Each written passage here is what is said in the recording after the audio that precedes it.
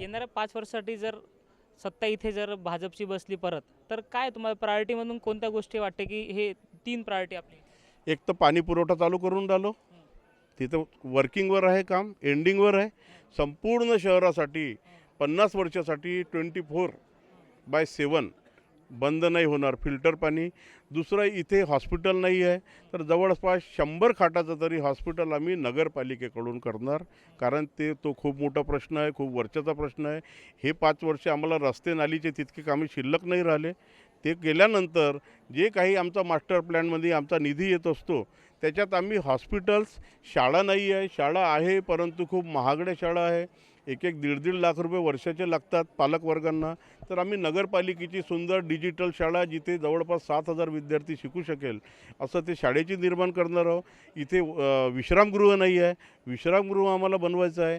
इथे सांस्कृतिक हॉल नाही आहे, मंगल कार्यालय नाही आहे, तर ते सांस्कृतिक हॉल आम्ही समोर जाणार आहोत, जेणेकरून 1,000-1,100 रुपयात आमच्या मिडल क्लास नागरिकांना लग्नासाठी मुलींच्या किंवा दुसऱ्या कार्यक्रमासाठी 1,100 रुपयात ते हॉल मिळेल. अशा प्रकारे इलेक्ट्रिक अंडरग्राऊंड करायची आहे आम्हाला. आम्ही आमचं इस्टिमेट काढलं आहे, 40 कोटीचं इस्टिमेट आहे.